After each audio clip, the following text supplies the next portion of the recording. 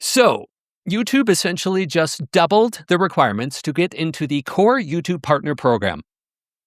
I am not so sure about this. In fact, I feel so strongly about it, I had to make a video informing you as to why this is such a big deal, including a very gentle warning for YouTube themselves. So first, their official blog post. This was published just yesterday. They're outlining various updates here, but I'm going to start with this section right here. Creators who have 10 million qualified Shorts views over the last 90 days will be eligible for ads and subscription revenue sharing on Shorts.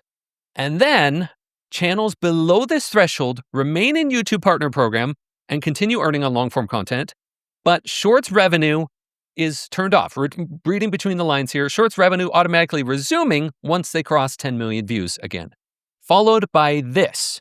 In addition to the above threshold, creators who meet the following criteria and are accepted into the YouTube Partner Program have additional benefits, including revenue sharing from ads and YouTube Premium, with the new requirements being 1,000 subscribers, the same as before, and 8,000 watch hours in the last 12 months, up from the previous 4,000, or 20 million qualified YouTube Shorts views in the last 90 days, up from the previous 10 million. Now, as I've looked at this, I spent a few hours delving into this and watching all of the official YouTube publications on this. As such, it's possible I've still missed a thing here or there, but I've also been paying attention to the sentiment of creators like you and me in reaction to this. I've attempted to within myself, understand what's YouTube's goal with doing this? What are we hoping to accomplish by essentially doubling the bar to get into the core, the fundamental YouTube Partner Program? Now, I think it is worth mentioning here that the entry-level YouTube Partner Program is still set. It hasn't changed. It's still set at 500 subscribers and 3,000 public watch hours for long-form content. But I've looked at this and I've asked myself, why?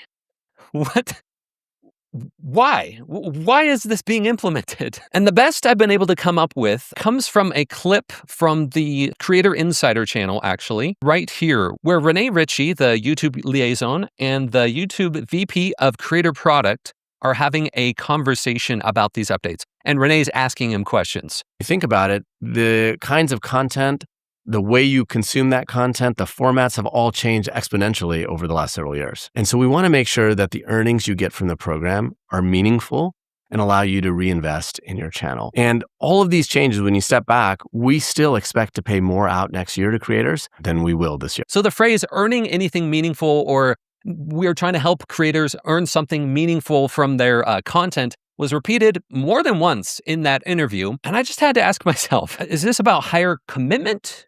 Is this about more meaningful earnings? And I think I tried to take these statements in the context as they're presented to me by YouTube.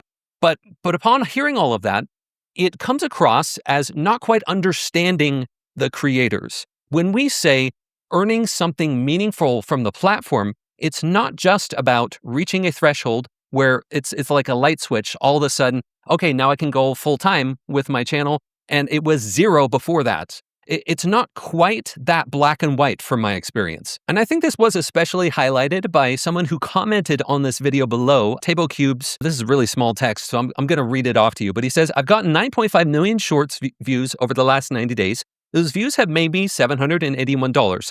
According to YouTube, those 781 are not meaningful. And then this creator goes on to say, I'm eternally grateful to YouTube for allowing me and thousands of other creators to make money on this. But I think the sentiment being expressed here and by many other creators in the comments that I've read through is that that's not quite what's top of mind for creators when we're thinking of the threshold to get into the YouTube Partner Program. And this creator also includes, on behalf of the YouTube creator community, I hope to see this change reconsidered. So I look at this and I say, are we potentially assuming here that it's demotivating to creators to reach a milestone and only make a few dollars a month? Is that somehow demotivating versus earning meaningful income? It seems to me like perhaps YouTube is thinking here that creators, by raising the standard for the YouTube Partner Program, creators will, in essence, be happier because they've pushed themselves further before they reach that point. But that could just be me. I genuinely want to hear what your perspective is in the comments.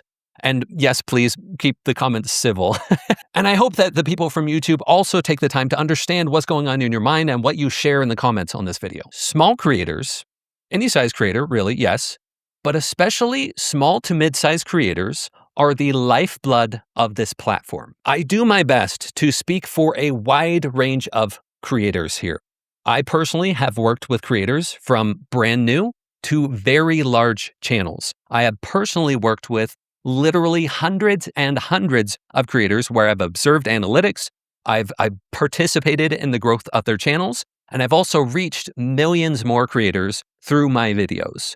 So when I say this, I hope you understand the gravitas or the gravity with which I am attempting to communicate this. YouTube owns a platform, and I think it is brilliant. When was the last time you paused to think about how you can literally record yourself, put that on a platform, and not only does the platform host it and allow it to be shown to anybody in the world, but it also has a layer of finding the right viewers that hopefully enjoy your content from anywhere in the world. The algorithms, the structure of it, it is brilliant. It's amazing. Now, how do I say this? I appreciate that YouTube, in all of their public sharing, attempts to reiterate that message that they see creators as the lifeblood of the platform. But behind that, this recent monetization update does not feel like it reflects that to me personally. Now, here is the point I'm trying to get to here. And forgive me, anyone watching this and YouTube, for my lack of knowledge on this. If anyone has additional insights on this, I readily welcome it. But when I look at this, it seems like the creator's ability to see themselves succeeding on this platform is critical for their desire to create content for the platform. And not only that, but combine that with the need for these creators to see the platform as their ally. When you combine these two things together, that understanding and that hope that you can actually make something and make money with it and be able to sustain this passion or this skill or this thing that you're sharing, when you have those two things combined, that is critical for the desire for new creators to create content for that platform. This update does not seem to be doing that for me. It seems to be going directly against that goal. So for YouTube or anyone else watching this, first, I want you to boop the like button on this video. I'm just kidding. I had to throw that in here. It's a tradition I have. If you're new here, that's what I do. But really what I want to say here, and this is to YouTube and anyone watching this, is the opportunity is still tremendous. This specific thing, I have my doubts about.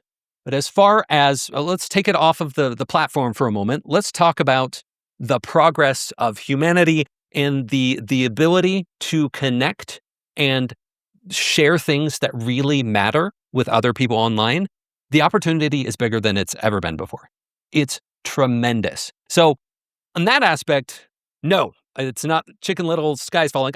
It's more the opportunities are still everywhere. And for creators like you and I, the ability to build an audience and share things that matter is still tremendously useful. It's still tremendously valuable, and it's still way worth it.